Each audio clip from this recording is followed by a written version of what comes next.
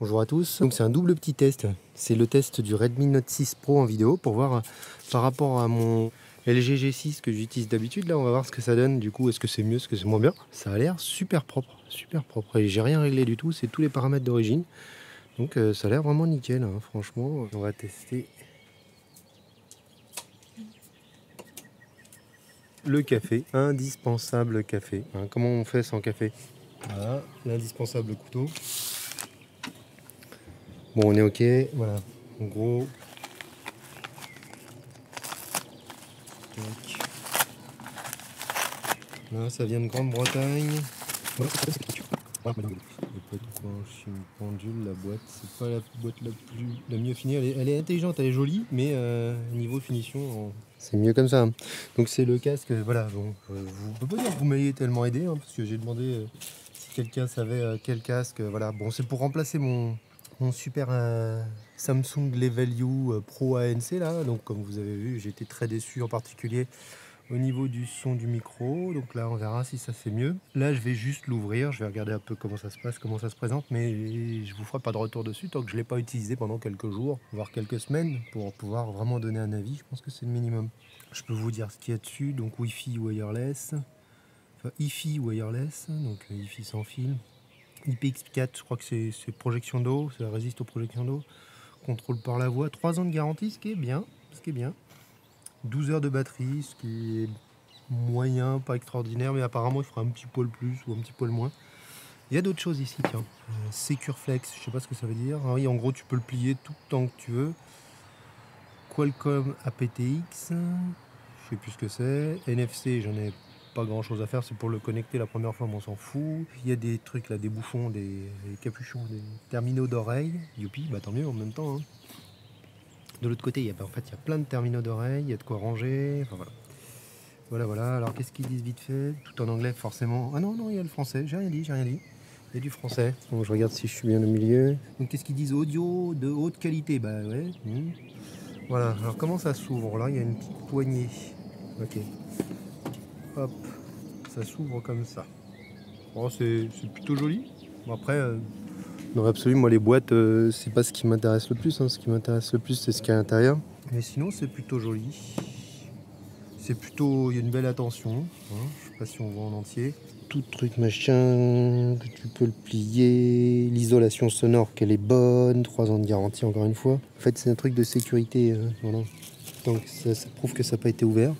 Je suis content, c'est un produit neuf que j'ai acheté. Ça c'est marrant, c'est une mousse. C'est une sorte de mousse assez propre, hein.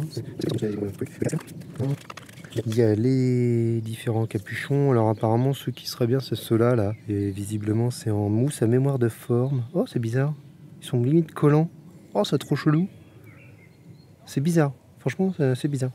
Il faut voir une fois dans l'oreille ce que ça donne. Par expérience c'est hyper important de choisir la bonne taille de capuchon. Parce que si vous vous trompez dans la taille de capuchon, en fait les basses peuvent mal passer. Ou voilà, faut vraiment bien les choisir. Alors des fois on n'a pas autant de choix que là. Et là il y en a une dizaine pratiquement, hein. Des fois il n'y a pas toujours le choix. Il y a la petite pochette de rangement qui va bien. Avec. Hop, je rêve, il y a encore des. Il y a encore des bouchons maintenant. Ouais, il y en a encore. C'est bien des bouchons, ça, c'est pas possible, les terminaux. Ouais, il y en a encore deux, plus une pince. Bah dis donc, formidable, hein. Attendez, parce qu'il y a encore. Non, ça c'est le silica gel. J'ai eu peur. Donc ça c'est de quoi ranger, plus le câble USB. Vous voulez voir un beau câble USB? Chose assez intéressante, si c'est un câble USB-C, hein, un petit USB-C, type C. Du coup, c'est vrai que c'est pratique parce que maintenant les téléphones, la plupart des téléphones qui sortent, moyenne gamme, enfin haut de gamme et tout le bordel, maintenant, enfin l'USB-C est en train de remplacer l'USB, le micro USB. Donc du coup, c'est plutôt pas mal d'avoir ça aussi en USB-C, plus qu'un seul câble à se balader. Alors l'engeance, comment ça se présente? Je sais pas, ça a l'air plutôt propre, hein, effectivement. Alors, moi j'aime bien l'aspect métal, franchement ça fait propre. Donc c'est vrai qu'il est d'une souplesse phénoménale le truc, ça c'est assez pratique. Faut voir si ça tient 12 heures. Donc, ça aussi c'est en métal, la commande. Alors c'est métal et plastique au niveau de ici.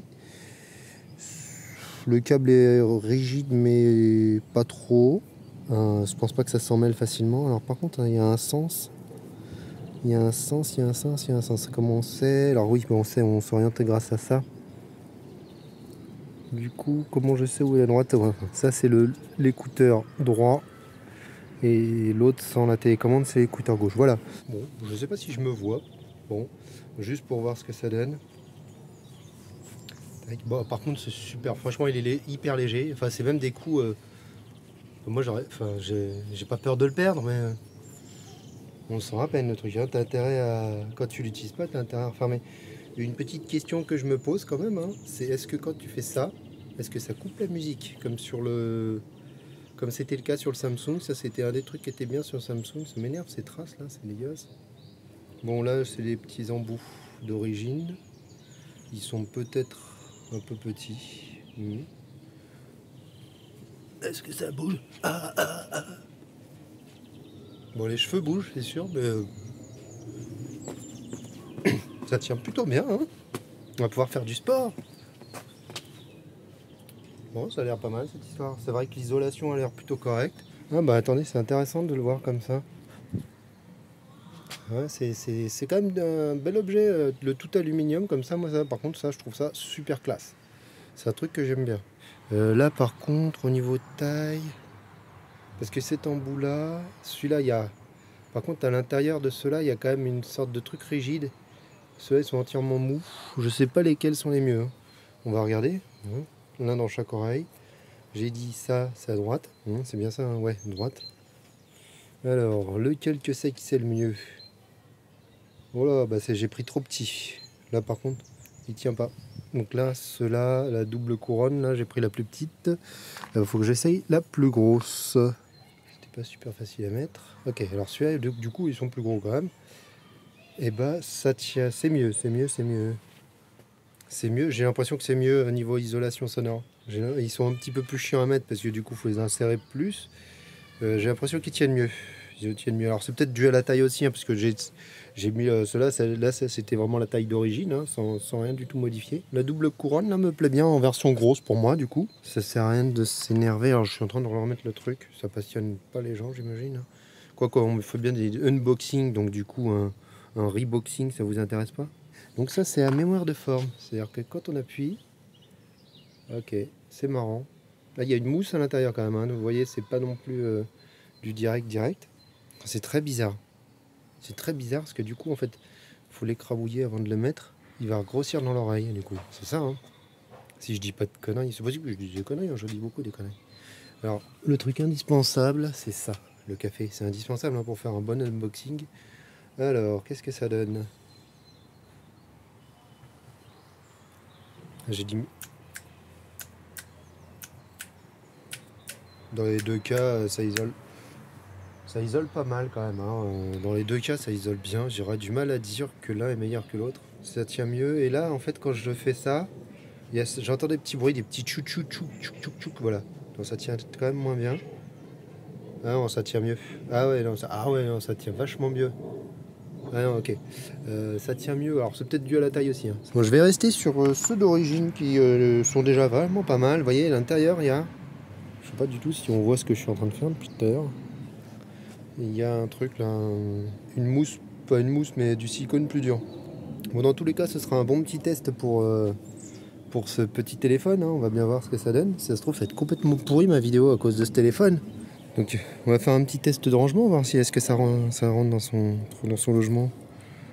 Donc, on va clipser les trucs. Hop. C'est pas super pratique parce qu'on est quand même obligé de vachement le plier. Bon, ça rentre. Hein. Bon, après, l'avantage, bon, non, ça rentre bien.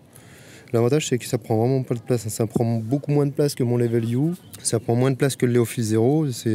Voilà, le fait qu'il soit souple comme ça, c'est plutôt pas mal. Alors, le bouton d'allumage sur ce truc, il est où? Là, il n'y a pas de bouton sur ce côté-là. Le bouton d'allumage, il est là. Never charge wet. En gros, faut pas charger si ton truc il est mouillé. C'est une bonne idée, je trouve. Read the fucking manual. J'étais en train de regarder comment ça fonctionnait du coup. Juste une petite information intéressante. Par contre, ils disent bien que les embouts à mémoire de forme, faut bien les écraser avant de les mettre dans les oreilles. Alors, avec les écouteurs éteints, maintenez le bouton marche arrêt enfoncé pendant 5 secondes. Les écouteurs, est-ce qu'ils sont éteints déjà? Oui. Bon, ça y est, je l'ai mis en route. J'ai réussi à connecter le NFC. Bon, il me propose de déverrouiller l'appareil. C'est-à-dire si j'ai mon casque en Bluetooth, le téléphone ne se verrouille pas. C'est quelque chose que je trouve très pratique. Ouais, et des basses au moins directement par rapport au level U où j'étais obligé de faire des réglages. Ouais, wow. Pas me rendre sourd, mais là au moins beaucoup plus de niveau sonore qu'avec le level U. Alors, les boutons sont pas super pratiques quand même. J'ai du mal à trouver le plus. Là, c'est pas très pratique ça. En plus, ça glisse avec le. Voilà. Là, du coup, ça tient pas super. C'est pas la bonne taille encore d'écouteur. Je vais l'utiliser quelques jours et puis je vous dirai ce qu'il en est. Pour l'instant, le son a l'air très correct. Maintenant, reste à voir les coups de téléphone. On verra ça plus tard. Je vais faire des tests et je vous dirai. Bon, à plus tard.